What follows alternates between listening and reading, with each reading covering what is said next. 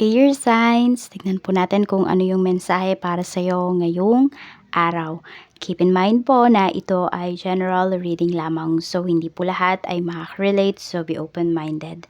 Sa mga hindi pa po nakasubscribe dito sa ating channel, please subscribe na po kayo and pa-like na din po ng ating video. At sa mga nice pong mag-avail ng ating private readings at ng ating Evil Eye Amulet, makikita nyo po yung link sa description box. Tarot Intentions by Aliana Reyes. Okay? So, ayan. Cleanse po natin yung space mo, yung iyong isipan, kung ano man po yung dumikit na negativity sa inyo kahapon, inaalis na po natin yan.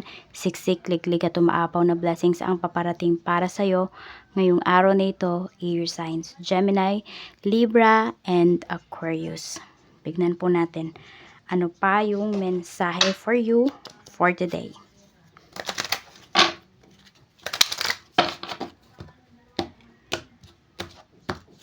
Mayroon tayo dito Master of a Trade, Male. Okay, so pwedeng may mga business,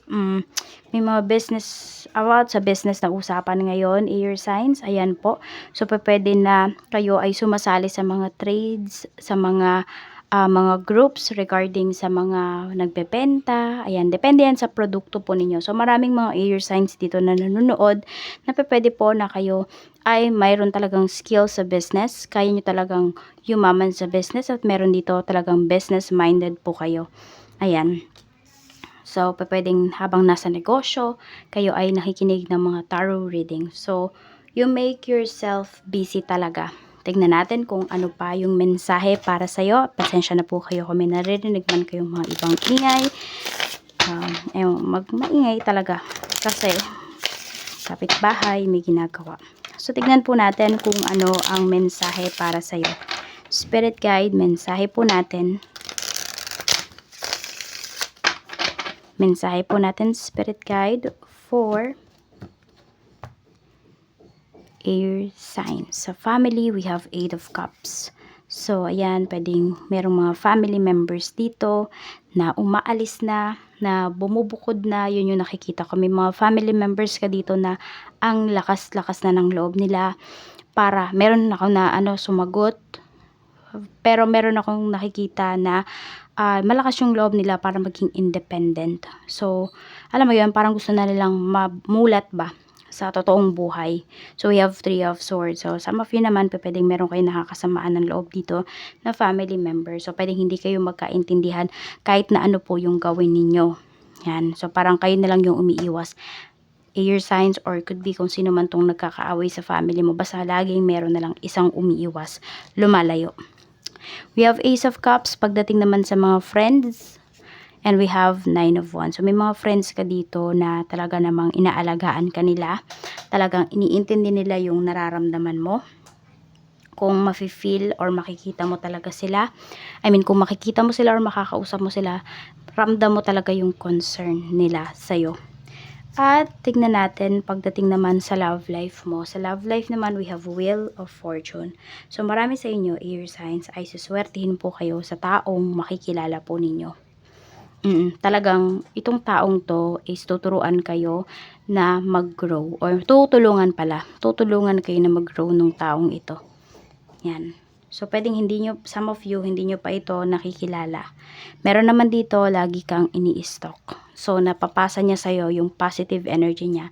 Hindi ko alam, yung nag-i-stalk sa'yo na to, air signs, pwedeng positive yung kanyang energy. Pero kung nafe-feel ninyo, iba yung feeling ninyo pala.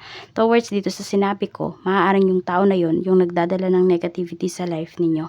Kaya, private ninyo yung account ninyo or yung mga future posts po ninyo para hindi niya na makita, para hindi niya na kayo ma-stalk. Okay? Sa kaperahan naman, we have Page of Pentacles. Sa kaperahan, yung iba po sa inyo maaring,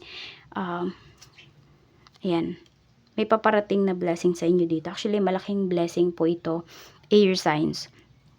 So, i-grab nyo na daw yung opportunity. Yun yung sinasabi sa inyo dito ni Universe.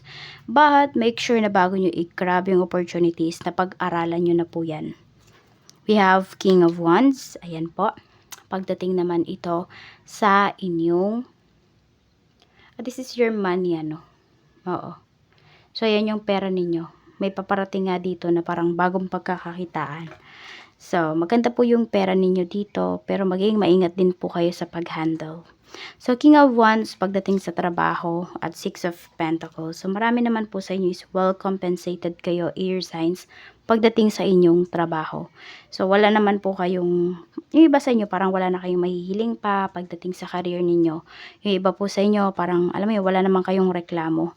Kasi nandun din na, ayan po, nagagawa nyo naman talaga yung gusto ninyo, nakakatulog pa nga kayo ng maayos. Alam mo yung pag nasa bahay ka na is air signs, wala ka nang ibang iniisip kung hindi yung family mo, parang ganun, nakapag-spend ka talaga ng time with them. So, yun yung nakikita ko dito pagdating sa iyong career. So, yun, wala kayong problema po dito. Meron din ako nakikita na pwedeng nasa isang company kayo or kung saan man po yung trabaho ninyo na kunwari, meron kayong kapatid na mas nakakabata or could be anak or apo po ninyo, pwede na binibigyan nila ng scholarship. So, yun yung nakikita ko dito. Parang yun yung isa sa mga benefits or perks ng pagtatrabaho mo dyan po sa company mo ngayon. Okay, tignan natin. Kung yung iba naman sa inyo, hindi pa ganun, pwedeng makahanap po kayo ng trabaho or makahanap kayo ng company na ganyan po yung pamamalakad. Or ganyan sila magbigay ng benefits. Tingnan natin, pagdating naman sa negosyo, we have Queen of Swords at mayroon tayo ditong Knight of Wands at mayroon tayo ditong Justice. So, pagdating naman po sa negosyo, maganda naman yung pinapakita dito, 'di ba? Happy naman kayo, happy kayo. Tapos, nandun din yung aware kayo sa nangyayari. Pagdating po dito sa inyong, sa inyong business. Okay? So, we have Justice. So, talagang walang lamangan po dito. So, kung may nalalamang, talagang hindi mo yan pinapatawad. I mean, yung hindi pinapatawad na so, kunwari sa presyo, ganyan. O kaya naman, alam mo na kulang yung binayad sa inyo. Talagang kinukuha mo yun. Or kung sabihin natin yung sukli naman, nagkulang naman kayo sa sukli. Kung bibili sila ulit next time, maaring, binabalik mo talaga. Ninonote mo siya, tinatabi mo, hindi mo ginagastos yung pera. So, nandun talaga yung credibility, nandun yung liability ninyo. Pagdating, hindi liability, utang yon. Yung credibility, yung responsibility pala, pagdating dito sa inyong, sa inyong negosyo. So, mahal nyo talaga yung negosyo ninyo at pinag-iisipan po ninyo itong mabuti. Tignan natin, at yun, nakikita ko pa rin naman sa inyo dito, hindi pa rin kayo tapos mag-grow pagdating sa business. Meron at meron pa rin kayong natututunan. Tignan natin, ano ba yung reminder sa'yo ni Universe? Ano po yung reminder sa'yo ni Universe? We have 8 of Pentacles, magsipag ka pa daw lalo, mag-focus ka sa iyong mga pinagkakaabalahan. Tignan mo, meron kang ginagawa pero baka nakikipagtsikahan ka. Meron kang ginagawa pero ang dami-dami mong iniisip. So, focus. Yun muna daw yung kailangan mong gawin para kung gusto mong ma-achieve yung mga gusto mong ma-achieve.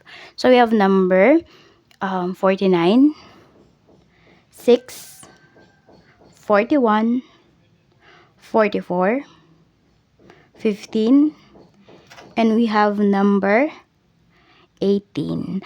Ayan po yung inyong mga lucky numbers. Maraming salamat po sa walang sawang pagsuporta ninyo dito sa aking channel. Maraming salamat po and more blessings to come. Bye-bye!